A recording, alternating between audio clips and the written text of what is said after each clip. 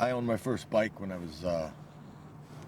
was 8 years old in Florida. Maybe I owned a tricycle before that, but I don't remember it.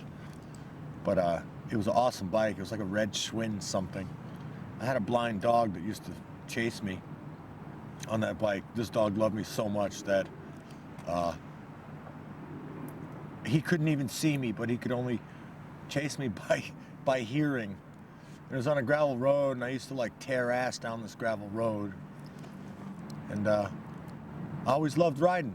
I always loved riding. Like when I first started messengering in '88, I knew probably that that's what I was supposed to be doing. I could feel when I was riding and making money that that's what I was supposed to do, and it is what I'm supposed to do. And no matter what the society does to me, I've been in mental institutions, I've been in drug rehabs, I've been in prisons. I'll lie in bed and I'll think about riding. I'll have dreams where I'm riding. I'll hear the sound of traffic coming by, and I'll feel sad that I'm not part of that flow, if I'm not part of that flow. I love to ride. It's what I do. I rode from about 1982, 83 to about 93. I rode about 10 years, you know, and I started this place, Mother's Messengers, back in 92. And so soon after that, I was off the road. Within 2 years, I was off the road, and messengers were, you know, other messengers were doing that, and I was now in the office at that point. Can you repeat the address on Run 108? Yes, I could. The whole idea is quick turnover. The faster we can deliver packages, the faster we can get onto new packages, and the more money people make. Well, someone calls in. They want something picked up from wherever they want it picked up and whatever it is. And they want it brought to wherever they want it going by whatever time they want it. And then we charge them accordingly. You know, in other words, like if you wanted to send an envelope from Midtown to Midtown with no particular rush, within an hour and a half, 2 hours, it's a $7 run. And we send somebody out to go get it, and usually our guys are out there already. So we have them on radios, we have them on beepers. So we just get in touch with whoever's in that area and let them knock it out.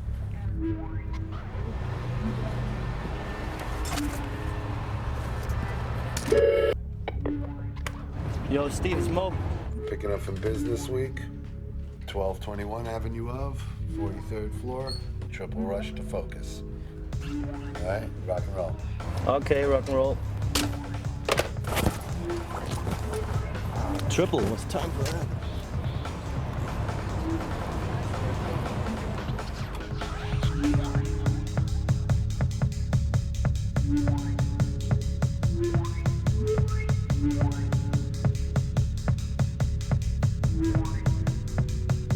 Okay. 170 JUNGLEE. The answer to your question, my question was no.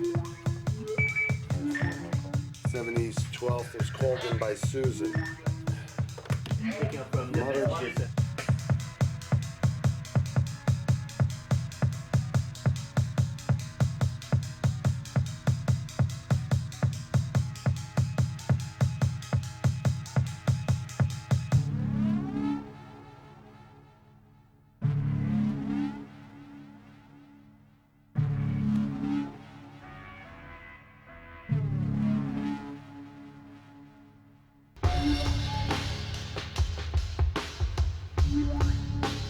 Bye. Ready? Line All the right, fucking- and it goes to Dunnington at 666 3rd Avenue. I'm just holding a 116 job. Yeah, I gave Fred Diaz that local to 277 Park from UBPAM.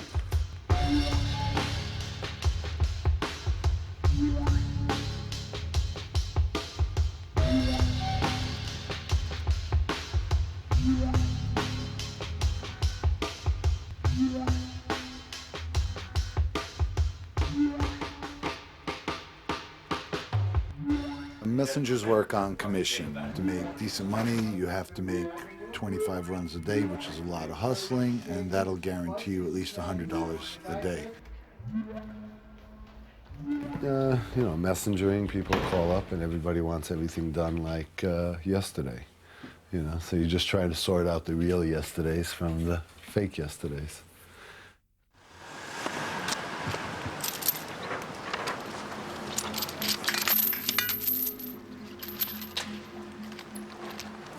My name is Skeletor.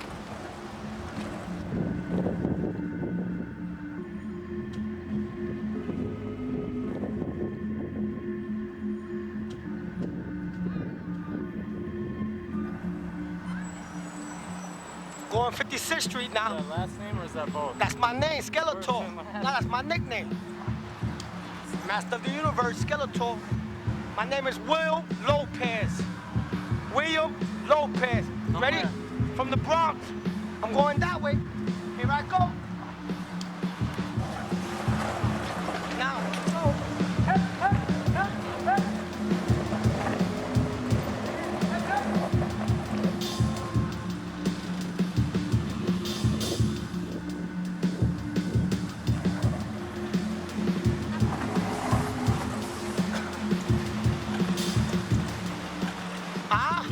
I'm 10 years doing this. I come from Parkchester. Here we go. Yeah, yeah. Yeah, yeah.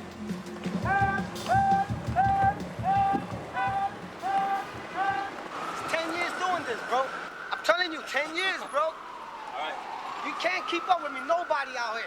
No. Still look at the legs, man. 10 years, kid. Diesel. Yeah. There's a cut. Now I'm on the phone right now for a call. All right. They beat me for a call. I'm on the beat. It's a call. And it's a 911. It's a hot pickup. Yeah, it's a Right? pickup, right. It's a pickup. I'm gonna see where the pickup is going to right now. It's a pickup. Here we go. Picking up. Skeletor. Pick up one rush. On. And that's coming from Joe Popusky. And it's going to 1619 Broadway. I gotta go. It's a rush. I gotta go. I gotta leave you alone now. Because I'm on the go, baby. Yeah, yeah. Yeah, yeah. Yeah, yeah.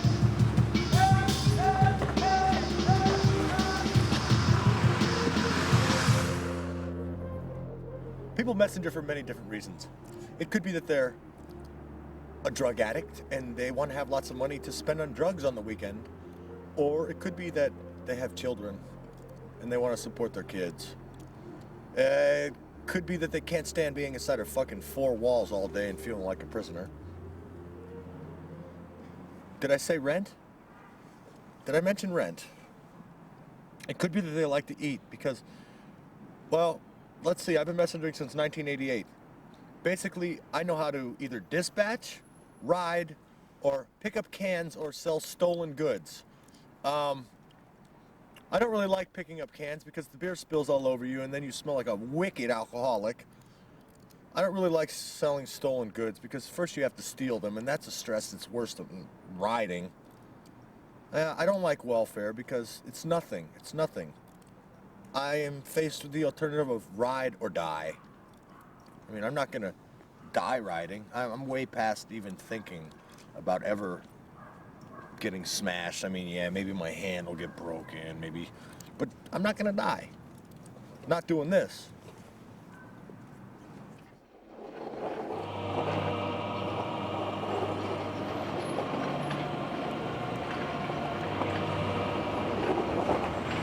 I'm actually doing 2 jobs at the same time. Most importantly, I'm trying to get this message across to the world. The most important message has to do with the Lord Jesus. That is for everybody to repent and be dedicated to the Lord Jesus. And my second job, which is less important, is that I'm working as a bike courier. As you can see from the front of my jacket, the bike, the flag on the bike, and the back of my vest, I'm trying to get a message across. Check it out. Look at the back of my jacket. Check it out.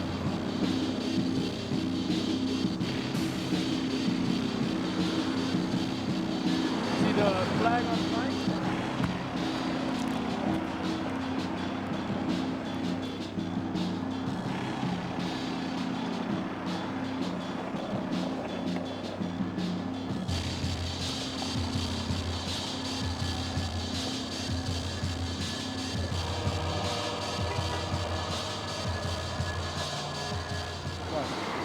That's the Devil's Building right there. 666. That's the Devil's Building, you know. I had a delivery there a couple of days ago. And as I was walking upstairs, I felt a strong conviction in my heart saying, why am I in this building? I'm a Christian. Jesus! How you doing, Jesus? Give me a blessing. Axe foot. So as I was walking inside the building, I felt, you know, a strong feeling in my heart. I said to myself, I didn't say it to myself, it's like, you know, the Spirit, the Holy Spirit speaks to you. He said to me, what are you doing in this building, man? It's the Devil's Building. And I felt terrible. I felt really bad. When I came out of there, my whole day just fell apart. Everything just went off whack, because I usually got like this set routine of things I want to do for the day. And my day goes pretty nice. But after walking in and out of that building, the whole day was shot. I had to repent and everything for walking in there and not refusing to take that delivery. All I had to do was tell the dispatcher, listen, I'm not going into the Devil's Building. Or if that might be too extreme, I could have just told them, hey, I'm not going to that building. I don't like that building. Or if it looks like he's gonna take that the wrong way, what I'll say is, give me another run. You work in New York City, you've mastered this profession. Because there's guys in this city that are just fucking phenomenal. I mean phenomenal. You'd think by first sight that they were the biggest fucking losers you ever set eyes on. And they're out there and they're fucking winning every day. I mean, they're winning. They're doing what you would do as a week's worth of work in a day. Because they have mastered the addresses, the cross streets, and the moves better than anybody else in any other city. Any city. I don't care what city thinks that it's the best. You go to London, they're taking you on immediately. You go to Berlin, Paris, anywhere. New York is it for messengering. You could go anywhere else and say, oh, I'm gonna go messenger there. But I guarantee that once New York City is inside your blood, there's nothing like coming down 9th Avenue from the 50s all the way down to the fucking teens on one green light. Same with 2nd. It's called a wave. And this is a shit. That's all I gotta say about New York.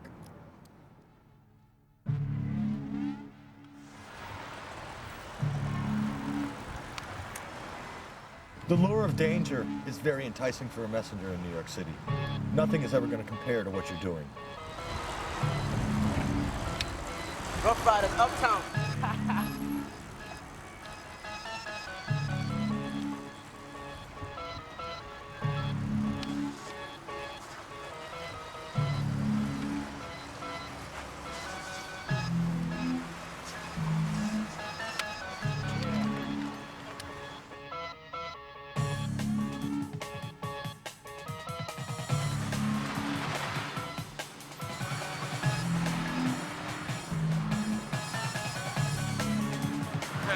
This year happens.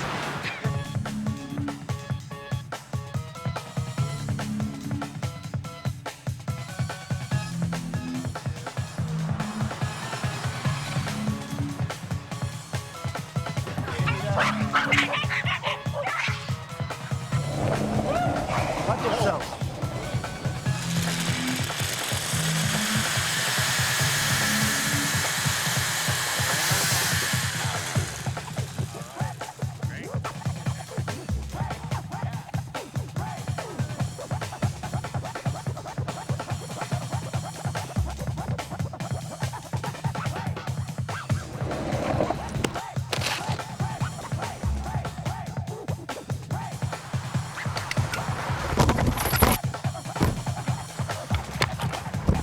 Sorry, dude.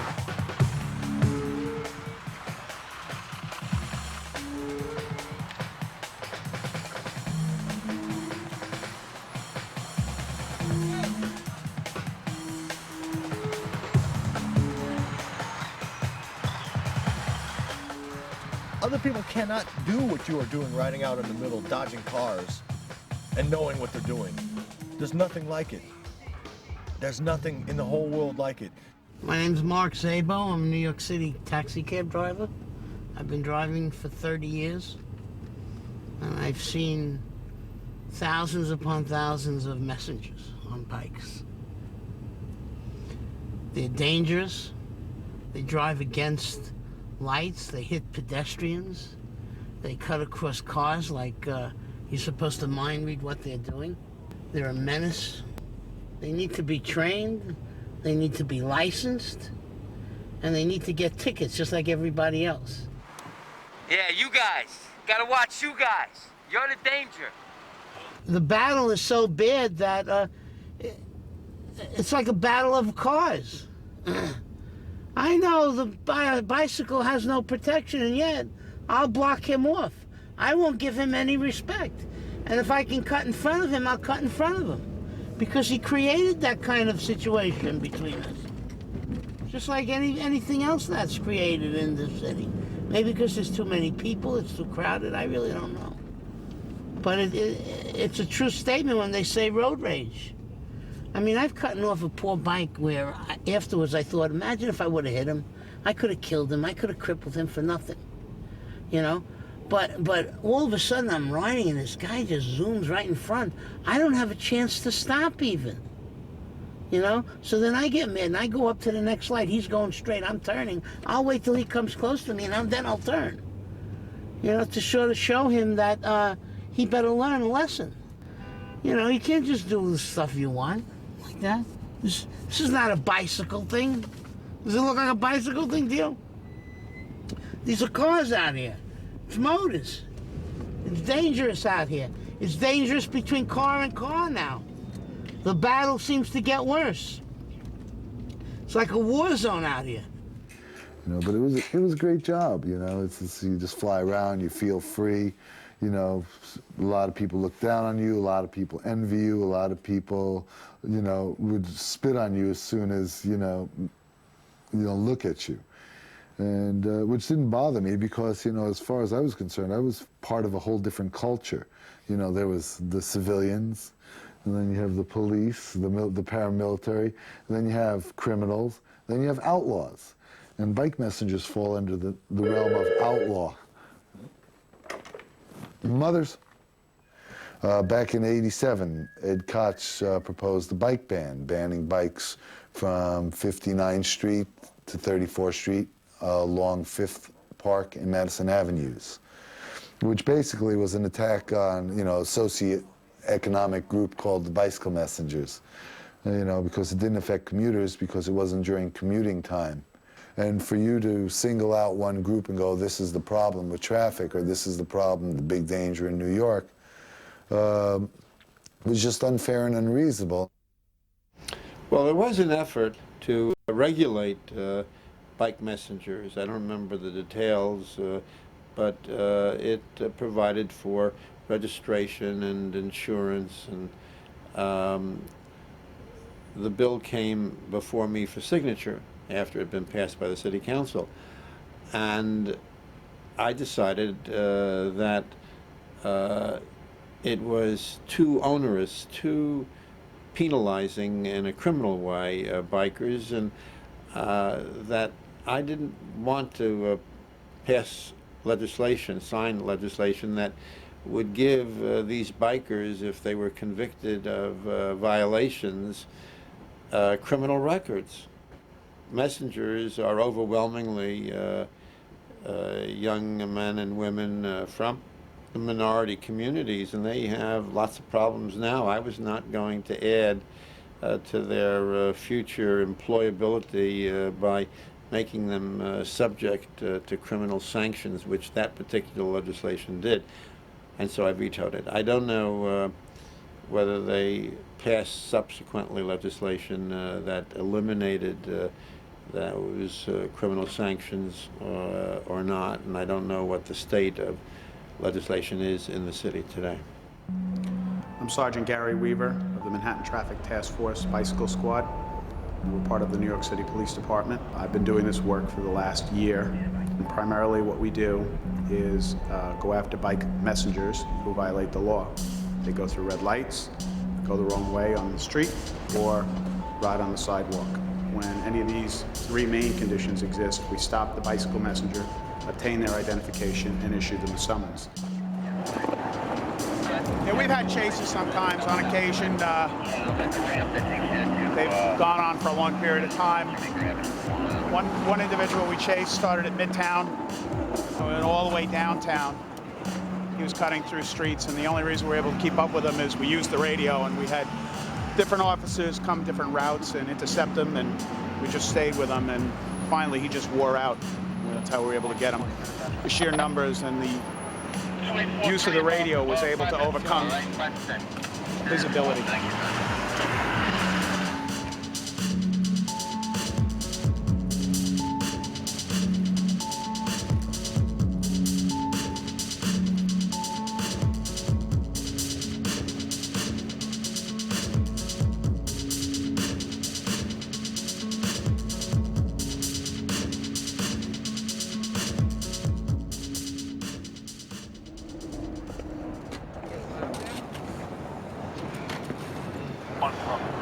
What you missed was he went through 2 consecutive red lights. At 40th Street, rolled halfway into the intersection and proceeded through the red light.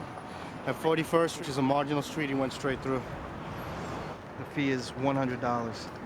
He has 15 days to plead either guilty or not guilty.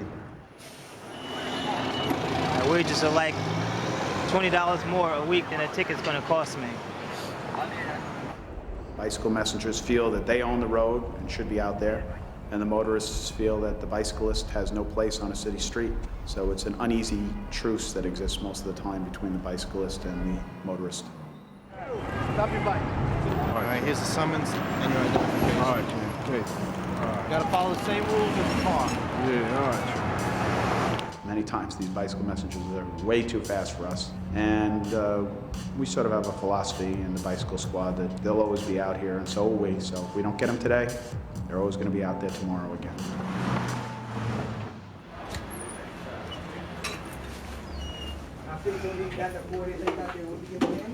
They don't get enough of me on TV, man. Oh, again? Hey, look at that. This guy, you seen this guy on TV? Nah, he got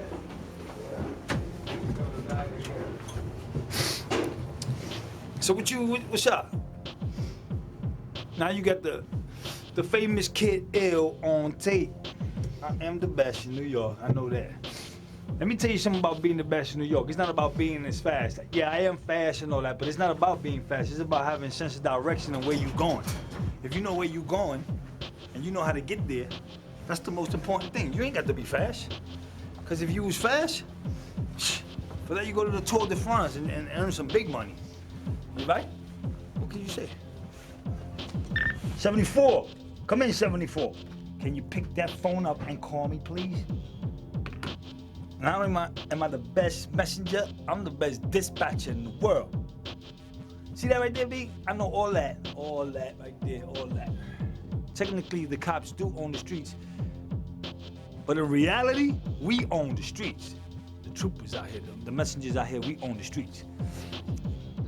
I'm flying down 6th Avenue, these 2 cops on bicycles, you know, they got them little bullshit Fuji bikes with the knobby wheels, all fat and all that.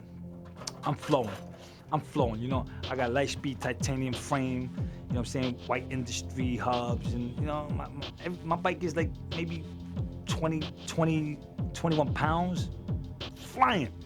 So I stopped at a light and they pull up on me and said, yo, pull over. I said, for what? They said, you ate like 6 lights. I was like, all right, where you want me to pull over? So when they looked to tell me where to pull over, I just jetted. So they started chasing me. So I'm like this, just riding. And I would look back and I see them, they're going like this, right? They're trying to catch up to me. And I'm just riding hard, looking at them. And I would ride to every corner and stop and wait till they catch up. I'll wait till they're like about 2 car lengths, then I'll take off again and make them keep doing it for a couple of blocks. And then when I'm far away, you know, the fat cop is already, he done gave up. All the cookies and pork chops fell out of his pockets. And the other cop, he's like sort of determined to try to, you know what I mean? But, you know, I'll be making fun of them at the corner like, you ain't gonna catch me, you're not gonna catch me.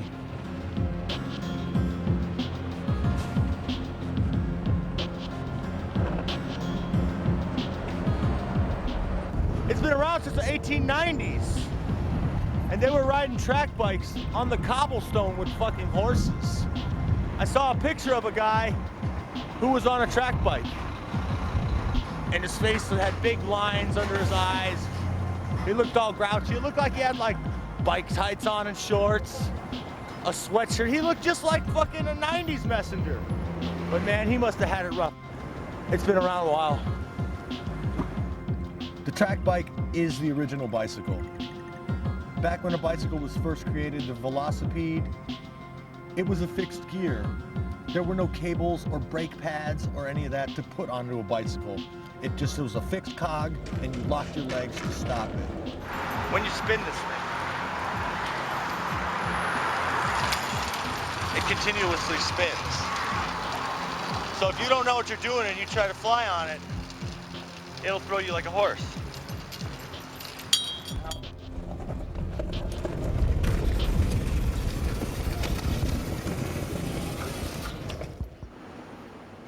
My name is Dexter Benjamin. I'm originally from Trinidad. I've been cycling since I was like 9 years old. The first place I started riding was down a hill. And that was a great experience because I fell a lot and I bruised up myself. But that never stopped me because I know how to accomplish it because it's something that I like to do. I think I started in late '87, messengering. If I'm not doing this, I'm frustrated, I'm angry, I'm uncomfortable. You know, like if I'm depressed or anything, you know, I'll just be home sitting down on my sorrows or whatever. But then the cycling, it takes me out of that. It takes me out of that vicinity. It just makes me feel comfortable. All my problems or whatever just go one time. No matter what problem I have, and I jump on my bike and I ride, it goes away. I'm 37 years of age. I lose my leg when I was like 22 in Trinidad. Coming back from my destination, this kid running behind a board and this truck is coming up. And I just dived myself off the bike to save the kid from getting hit. So my leg now hit the truck and burst. So it's only like about a half an inch of skin was holding on my foot. So and they rushed me to the hospital. So next day they took my leg off.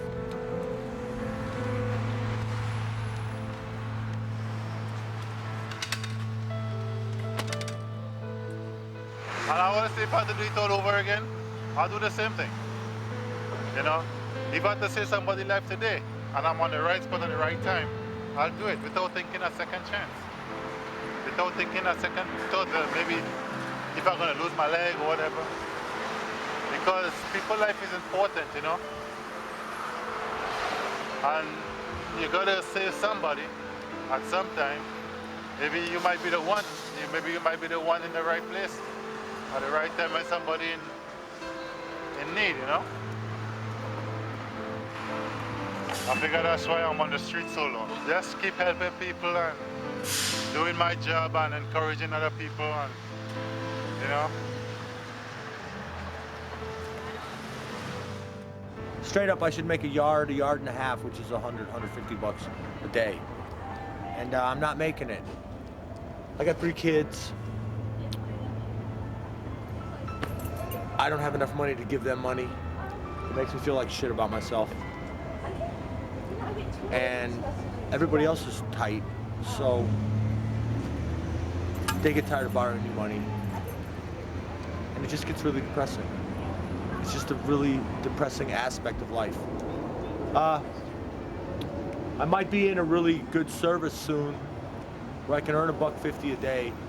If I earn $150 a day, then I'm making a good $750 a week. And I think that's decent. Because right now, I'm staying at about 4 or 5 different places because I couldn't afford my apartment anymore. And it's hell.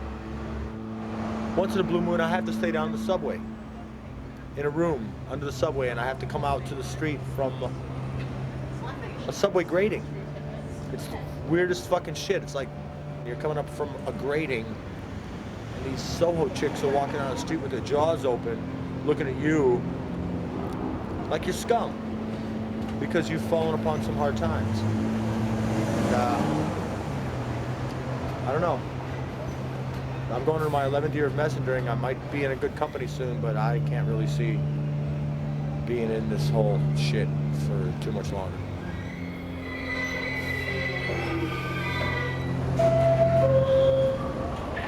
Boom, boom.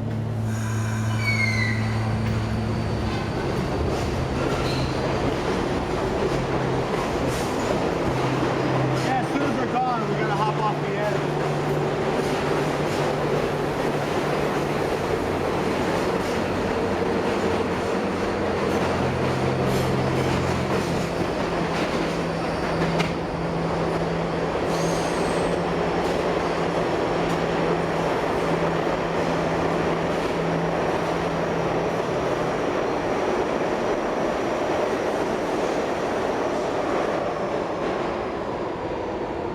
Pretty weird, huh?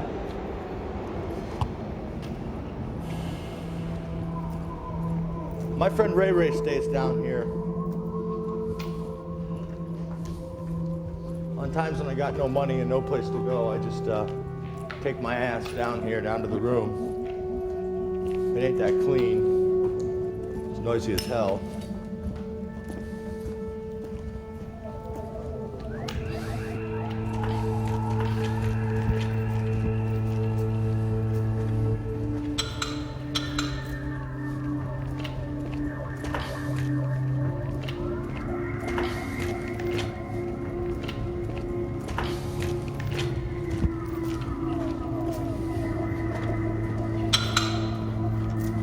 There's all these weird noises down here. It's fucking hard to sleep. Here we are. You have to duck, obviously. See how filthy it is down here?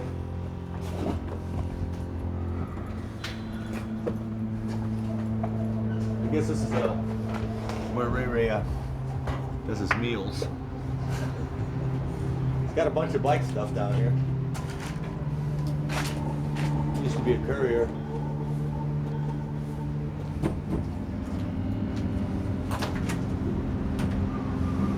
This is the room.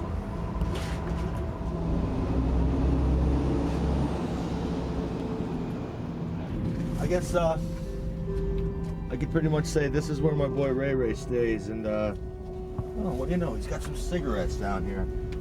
Nice. It's pretty gross, actually.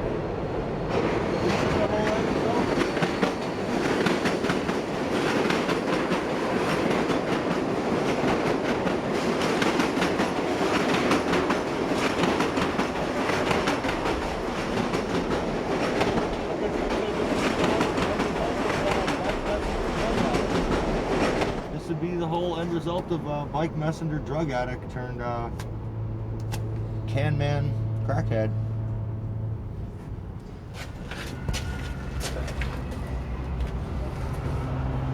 Pretty strange. I can't sleep here whenever I do sleep here.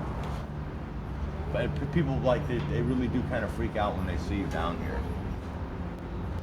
You know what I mean? They have no idea what the fuck is going on when they see a person coming up from a grating on the sidewalk.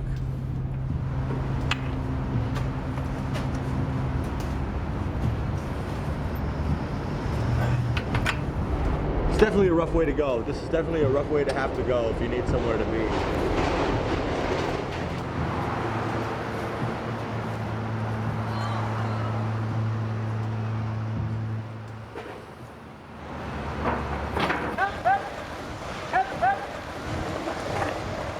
Try to be the fastest and the quickest out here. It's all about the money, man. It's the money skill, you know what I'm saying? Okay, I'm out here at 7 in the morning. I come in from Parkchester, and I get lost in the city. Day in and day out until the money runs away. I do my thing, you know what I'm saying? Dip and die through the cars, swerve, or let them know I'm coming with my hip hip.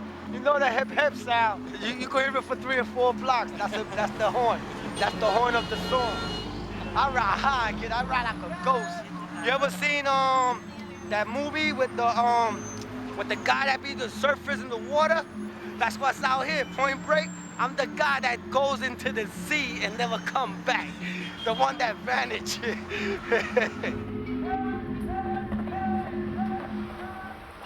I don't know. I don't think I want to do it for the rest of my life, but it's something that I want to do now. It's fun, you know? It's like the way to stay a kid a little bit longer. There's no like a boss all the time watching you. I got hit a couple times, but no bones was broken, so it wasn't that serious. Oh, many times they just squish you between two cars or just like cut you off, you know, without looking. The worst thing that happened is probably like losing friends on the road. Last winter, Brad, he was here for a couple of years. He was working with us and he got run over on 6th Avenue and Torrey Street by some 18-wheeler. His bike was squished in half. That's fucked up. That's really fucked up because it wasn't his time. He still had like, you know, stuff to do. So what you gonna do? A lot of people diss messengering. A lot of people diss messengering. They don't like us, they look down on us. But our family is big. Our family, it's probably one of the biggest. There's no waitress family. You can't go to another city and be like, oh, I'm a waitress, and have another waitress give a fuck that you're a waitress. But you can go to another city as a messenger and hang out with some messengers, and they'll probably say, yo, you need a couch to sleep on? Because we care about each other. I know one thing, if I get hit, people I don't even know that are other messengers are gonna come up and pick me up off the floor. We're a very tight community.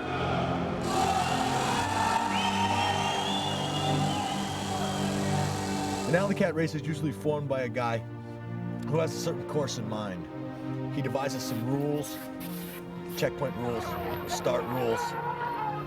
Alicats and races are our way of showing love to each other because that's what we like to do. Everyone's smiling, everyone's laughing, everybody's sweating, everybody's just really fucking happy to be doing what they really like to do, which is riding a lot.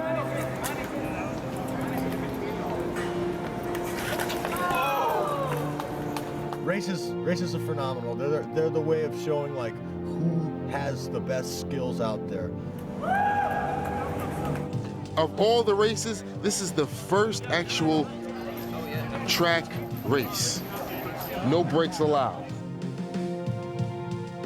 This is a monster track race designed by Johnny.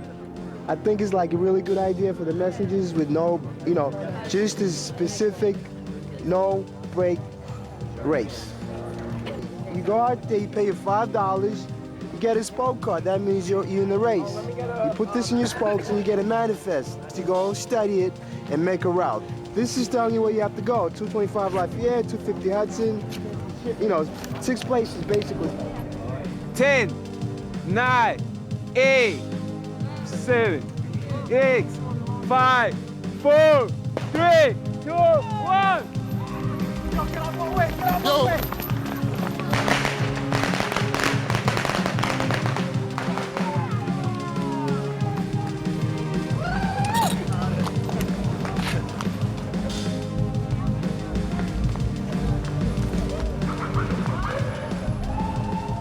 Well, I have a very close relationship with my mom. So I was telling her that I was participating in a monster track bike race in New York City. Thought it would thrill her a little bit to tell her there's no brakes. And I really wanted to see her reaction, which was, oh my God, my daughter's riding a bike with no brakes in New York City. It just seems a little insane. So she just asked me if I wore a helmet. So as I tell my mom, no, I don't wear a helmet. She sent me money right away. It's like, here, it's $50. Buy yourself a helmet. I'd like you to wear it in the race. I'd like you to wear it working. So I accepted the money, and I did. I intended on getting a helmet. How many coming? 1, 2, 3. You got Katie. Yeah, I successfully did the first 2 checkpoints. And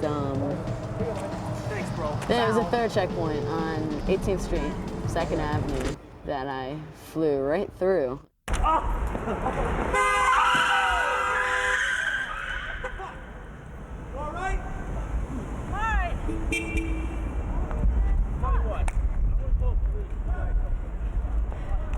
Well, like I said, I'm a bit stubborn and still haven't gotten the money, the helmet. Spent the money, sorry moms, but on, I guess other things. Like that $50 she sent me was the amount it cost to repair my bike after getting hit by the cab. You know, some people get hit, they get traumatized, they're off the road for weeks, months, years, forever. Or some people get hit, get right back up, and just like continue riding because they know that's in with the package of messengering. This is what we do for a living, you know. We make a living out riding our bikes every day, doing deliveries. So, in the scene, in the messenger scene, we always talk about who is the fastest guy, you know. So now here we're proving who is the fastest guy, who is the best guy on the track bike. Jack, number 59, got in the first place. I've been out here long enough to go through every single block in New York at least 4 or 5 times. Maybe more than that. I've been through these blocks many, many times. Sometimes I pedal my bike so fast, it feels like I'm in the air, above the floor. For real. That's how fast I be going. I be skating in New York like nothing. Central Park. All right, get all that from me, please. Central Park, that's nothing. I go right through this park like nothing, man. I know the exits. People, some messengers go through and get lost, and they're doing circles. They don't know where they're going. Man, I know this park like the back of my hand. I think the squirrels in there know me. You know what I mean? We do this every single day, day in, day out, all year round. Every single day, rain, sleet, and snow. And it's hard, man. It's hard, especially in New York, man. You know, if you make it in New York, man, then I feel you can make it anywhere. The winter was brutal. The snowstorms and the sub-zero killed me. I finally folded about February. About February 16, I had to go into the hospital because my ankle blew out on me. So for like a month I've been off the road, and now I'm just therapy riding. But this winter, this is probably one of the hardest ones on me. I worked in 4 different companies this whole winter. Started out at Elite, went to Music Man, Chick Chack, and then Mothers. Mothers killed me, literally killed me. I've never done such a huge volume of work in my life. Something like 36 to 40 runs a day. Then people literally rode me to the ground with my injury. And I'm hoping that next winter, I won't have to do this shit anymore. Because it's definitely got to be the hardest time on a messenger. It like beckons you. I'm sure like anybody who has any kind of 2 wheels wakes up in the morning and is like, I don't believe you. You make me tired. This can't be. And like, I could ride this, you could ride this, your friend could ride it, and his friend could ride it, and it would never tire. And so it freaks you out. It's like, you're evil. It's evil. But I love it. I love to hate it. It hates me. A friend of mine told me, you just have to walk away. And it's a weird thought, because it's like, well, what am I gonna do? Because I've been on the road for 10 years now, and every time life gets fucked up, like welfare or whatever, I get back on my fucking bike, and I go out and I make some fucking money. So now I'm thinking like, well, it can't be all I can do. Maybe I should go bus or fucking, I don't know. I don't know. I haven't sat down and thought about it yet. It's kind of scary. It's a running wheel. And I know I've said that before. It's like running faster and going fucking nowhere. Well, you know, when I started the messenger service, I thought, okay, great, you know, I'm finally going to be making the boss's end. And I tell you, after all this time, I wish I was a messenger still. Out of everything I've done in my life, that's what I wish I still was doing. So enjoy it while you got it, and be safe. That's the best thing. You know, coming out of the day alive in one piece is the whole point of the game.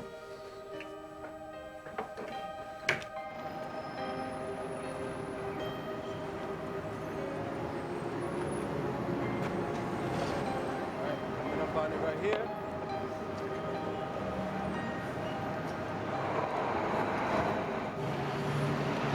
I want to help people.